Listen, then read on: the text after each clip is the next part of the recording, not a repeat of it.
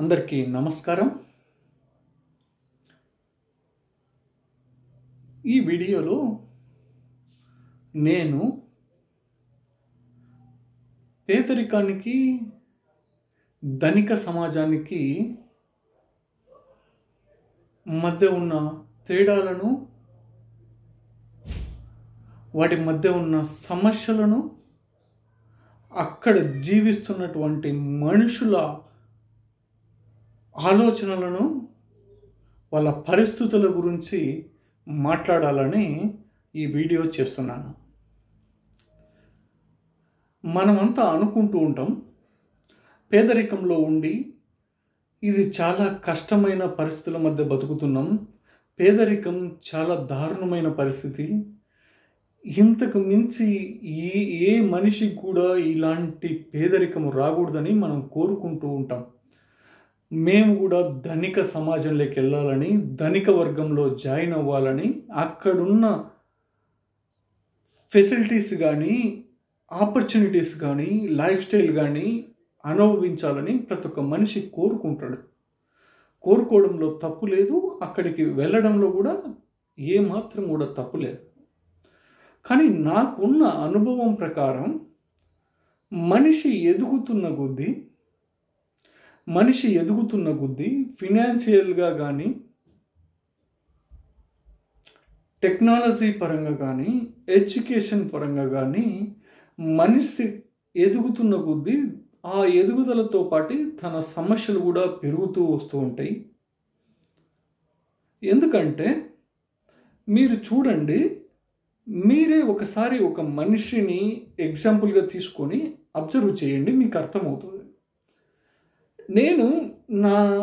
నేను అనుభవించిన పరిస్థితులని ఒక 3 నుంచి 4 నిమిషాల్లో మీ ముందర పెట్టాలనుకుంటున్నాను. నేను నా గ్రాడ్యుయేషన్ అయిపోయిన తర్వాత 2011 నుంచి 12 వరకు నేను ఒక కోచింగ్ సెంటర్లో పోస్ట్ గ్రాడ్యుయేషన్ ఎంట్రన్స్ కోసము ఒక కోచింగ్ సెంటర్లో కోచింగ్ తీసుకోవడం జరిగింది. కాలక్రమేణా ఆ తర్వాత నేను ఎంటెక్ జాయిన్ అవ్వడం జరిగింది.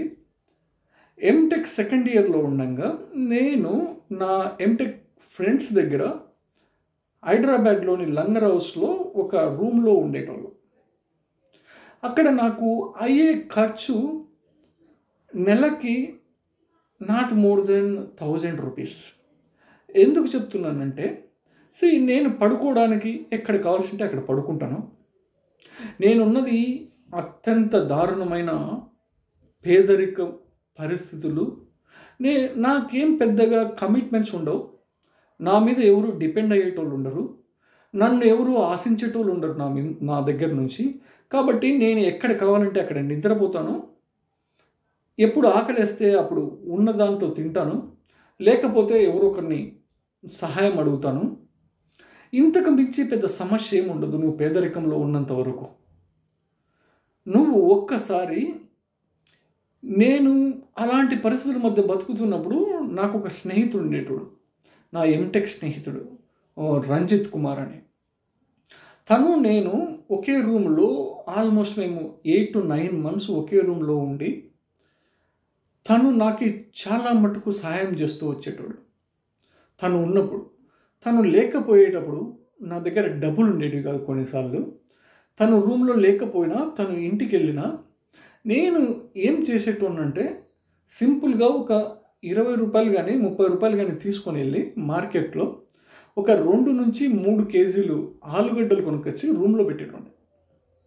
ఎందుకంటే ఇంకా ఇంతకు మించి ఏం అవసరం ఉండదు మనిషికి. ఆలుగడ్డలు దాంట్లో ఉడకబెట్టి కొంత ఉప్పు కారం వేసి తినేసేటోండి. ఇంకా ఆ రోజు గడిచిపోయేది. అంతకు మించి ఇంకా అవసరం కూడా ఉండదు, పెద్ద సమస్య కూడా ఉండదు. నువ్వు పేదరికంలో ఉంటే వేసుకోవడానికి ఒక 2 సక్కలు 2 ప్యాంట్లు, తినడానికి కాసింత ఫుడ్ ఉంటే నీకు ఇక్కడ కాకపోతే నీకు ఎక్కడైనా దొరుకుతాయి ఆలుగడ్డలు. పెద్ద సమస్య ఏమి ఉండదు పేదరికంలో ఉన్నంత వరకు. ప్రాబ్లం ఎప్పుడు వస్తుందంటే, నువ్వు పేదరికం నుంచి కొద్దిగా ఎదగడం మొదలు పెట్టినప్పుడు, నువ్వు ఎదుగుతున్నప్పుడు నువ్వు అనుకుంటావు నేను ఎదుగుతున్నానని, నీతో పాటు సమస్యలు కూడా ఎదుగుతూ వస్తుంటాయి. సమస్యలు కూడా వస్తూ ఉంటాయి, సమస్యలు కూడా ఎదుగుతూ ఉంటాయి, రెస్పాన్సిబిలిటీస్ కూడా పెరుగుతూ ఉంటాయి, కమిట్మెంట్లు పెరుగుతూ ఉంటాయి. నువ్వు ఎదుగుతున్న కొద్దీ నీకు ప్రపోర్షనేట్గా నీకు వచ్చే ఇన్కమ్ తగ్గట్టు నీకు ప్రాబ్లమ్స్ పెరుగుతూ వస్తుంటాయి. నువ్వు అక్కడికి వెళ్ళిన తర్వాత ఆ ప్రాబ్లమ్స్ అన్నీ ఏమవుతాయంటే అవి మెంటల్ ప్రాబ్లమ్స్ అవుతాయి. నీకు ఎదుగుతున్న కొద్దీ ఎదిగిన వాడికి ఎక్కువ సమస్యలు ఉంటాయి. అవి ఫిజికల్గా సమస్యలు ఉండవు, అవి మెంటల్ సమస్యలు ఎక్కువ అవుతాయి. నీకు ఇంత పెరిగిన తర్వాత జీవితంలో ఎదుగుదల స్టార్ట్ అయిన తర్వాత నీకు ఒకానొక టైంకి వెళ్ళి ఒక జాబ్ చేస్తున్నప్పుడు కానీ, ఆ జాబ్లో నీకు కొద్దిగా కెరియర్ డెవలప్మెంట్ ఉన్నప్పుడు కానీ నువ్వు చూసుకున్నావు అనుకో, నీ సమస్యలు చాలా ఎక్కువ ఉంటాయి. చాలా విపరీతమైన పరిస్థితుల మధ్య మనిషి జీవనం సాగిస్తూ ఉంటాడు. ఒక్కసారిగా తను అనుభవించిన పేదరికమైన పరిస్థితులు కనుక తను చూశాడనుకో, ఆ పేదరికంలో ఉన్నప్పుడే తను ప్రశాంతంగా నిద్రపోతూ ఉంటాడు. తన మీద ఎవరు ఆధారపడేటోళ్ళు ఉండరు, తనకి ఏవి కమిట్మెంట్స్ ఉండవు, తనకి ఏవి బాధ్యత ఉండదు. తనకి ఇష్టం వచ్చిన కాడ పడుకొని నిద్రపోతాడు, తనకి ఇష్టం వచ్చినప్పుడు నిద్రలేస్తాడు, ప్రయాణం సాగిస్తూ ఉంటాడు. పేదరికం అన్నది అత్యంత అద్భుతమైన పరిస్థితి. ఏ మనిషికైనా పేదరికం గన వస్తే చాలా సంతోషపడి చాలా అద్భుతంగా అనుభవించాల్సిన పరిస్థితి అది. ఎందుకంటే మళ్ళీ అక్కడ నుంచి నువ్వు క్రాస్ అయ్యి ఒక 2 స్టెప్స్ ముందరికి వెళ్ళావనుకో, నువ్వు ఎదగడం స్టార్ట్ చేసినప్పుడు ఒక 3-4 మెటికలు ఎక్కిన తర్వాత తిరిగి మళ్ళీ రావడం అన్నది జరగదు. రావాలన్నా కానీ నీకున్న పరిస్థితులు, నువ్వు కట్టుకున్న గోడలు కానీ, నువ్వు నిర్మించుకున్న సమాజం కానీ, ఆ సమాజం నిన్ను కిందికి పడనివ్వదు. ఎందుకంటే నువ్వు మనిషి ఎదుగుతున్న కొద్దీ తనకు నచ్చినట్టు గోడలు కట్టుకుంటూ పోతాడు, విపరీతమైన గోడలు కడతాడు, విపరీతమైన బిల్డింగ్స్ కట్టుకుంటూ పోతాడు. ఆ బిల్డింగ్స్ అన్నీ ఏంటంటే తన ఆశలు కానీ, తన బాధ్యతలు కానీ తన చుట్టూ నిర్మించుకుంటూ పోతూ ఉంటాడు. అది పోయే కొద్దీ, ఇంకా కాసింత పైకి ఎదిగే కొద్దీ అది ఏమవుతుందంటే విపరీతమైన స్థాయికి వెళ్ళేసి ఒకానొక టైంలో తను ఆ గోడల్ని భరించలేకపోతే, ఆ గోడల్ని తను హోల్డ్ చేయలేకపోతే, తను క్యారీ చేయలేకపోతే అనదర్ 30-40 ఇయర్స్ ఆ గోడలన్నీ తను నిర్మించుకున్న కోరికలు కానీ, తను నిర్మించుకున్న సమాజం కానీ, తన కమిట్మెంట్లు కానీ, ఆ గోడలన్నీ తన మీదే కూలిపోయి దాంట్లోనే సమాధి కావాల్సి వస్తుంది. ఇంతటి పరిస్థితులని మనమే చేతలారా చేసుకుంటూ పోతూ ఉంటాం. ఎదిగే కొద్దీ, మనిషి ఎదుగుతున్న కొద్దీ కాసింత కోరికలను తగ్గించుకుంటూ వెళ్ళాల్సి ఉంటుంది. ఎదిగే కొద్దీ రెస్పాన్సిబిలిటీస్ని స్ట్రీమ్లైన్ చేసుకుంటూ వెళ్ళాల్సి ఉంటుంది. ఎక్కువ రెస్పాన్సిబిలిటీస్ ఉన్నా కానీ మనిషి సర్వైవ్ అవ్వడము లాంగ్ రన్లో చాలా డిఫికల్ట్ అవుతుంది. కాబట్టి ఎంత పాసిబుల్ అయితే అంత లీన్ రెస్పాన్సిబిలిటీస్ని మెయింటైన్ చేసుకుంటూ వెళ్ళాల్సి ఉంటుంది ఎదిగే కొద్దీ. నేను ఎదుగుతున్నాను కదా అని అడ్డదిడ్డంగా బాధ్యతలను పెంచేసుకొని, కమిట్మెంట్లను ఎక్కువ తీసేసుకొని, ఆ పోయే కొద్దీ దాంట్లో నువ్వు మేనేజ్ చేయలేకపోతే అవి నీ మీద పడ్డం కాదు, నిన్ను తినేసి నీ మీద అంతవరకు ఎవరైతే ఆధారపడి ఉంటారో వాళ్ళను కూడా కూల్చేస్తుంది సమూలంగా. కాబట్టి కొద్దిగా జాగ్రత్తగా ఉండి, పేదరికం దాటుకొని వచ్చిన తర్వాత నీ అనాలసిస్ ప్రకారము, నీ సాటిస్ఫాక్షన్ ప్రకారము, నీ డిజైర్స్ ప్రకారం, నీ డెఫినేషన్ ప్రకారం పేదరికాన్ని దాటుకొని వచ్చిన తర్వాత నీకు అర్థమవుతుంటుంది, నేను పేదరికాన్ని దాటుకొని వచ్చాను, నేను అక్కడున్న పరిస్థితులను దాటుకొని ఇంకా కొత్త పరిస్థితుల్లోకి వెళ్తున్నాను అనిపించినప్పుడు నువ్వు చాలా జాగ్రత్తగా ఉండాల్సి ఉంటుంది, చాలా భయంగా బ్రతకాల్సి ఉంటుంది.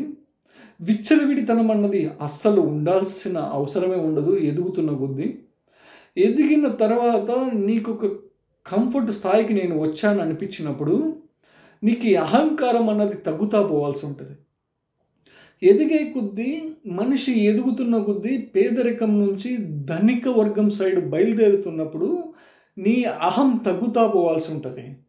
కానీ ఇక్కడ జరిగే పరిస్థితులు ఏంటంటే మనిషి ఎదుగుతున్న కొద్దీ అహం పెరుగుతా పోవడం వల్ల అది కూడా ఒక గోడ లెక్క నువ్వు కట్టుకుంటా పోతావు. పోయే కొద్దీ కాలక్రమేణా అహం ఎక్కువ అయిపోయినప్పుడు ఆ అహం గోడ కూలిపోయి నిన్ను సర్వనాశనం చేయడానికి కూడా వెనుకాడదు అది. కాబట్టి నాకు నా అనాలిసిస్ ప్రకారము మనిషి పేదరికంలో ఉన్నప్పుడు ఆ సిచ్యువేషన్ కానీ ఆ పరిస్థితులు కానీ చాలా అద్భుతంగా ఉంటాయన్నది నేను నా స్వీయ అనుభవం ద్వారా నేను తెలుసుకున్న పరిస్థితి అది. నాకు అదే చాలా అద్భుతంగా ఉందనిపించేది ఇప్పుడున్న పరిస్థితుల కంటే. ఎందుకంటే మనిషి సర్టెన్ ఏజ్ వచ్చిన తర్వాత కమిట్మెంట్స్ ఎక్కువ ఉంటాయి, రెస్పాన్సిబిలిటీస్ ఎక్కువ ఉంటాయి, అహం ఎక్కువ వస్తుంది ఎదిగే కొద్దీ. ఇవన్నీ ఒక్కొక్క ఇటుకలా పేల్చుకుంటా పోయి మనం ఒక పెద్ద గోడను కడతాము. నువ్వు ఏ రోజైతే మేనేజ్ చేయలేకపోయినప్పుడు, సరెండర్ అయినప్పుడు అవి నీ మీదే పడి నిన్ను సమూలంగా సమాధి చేసేస్తాయి. ఇలాంటి పరిస్థితుల మధ్య మనిషి జీవనం సాగిస్తూ ఉంటాడు. ఈ ఇన్ఫర్మేషన్ని షేర్ చేసుకోవడం కోసమే ఈ వీడియోను మీ ముందర ప్రజెంట్ చేయడం జరిగింది. Thanks for watching so far. Hope you will like it, share it and forward it for your dear ones.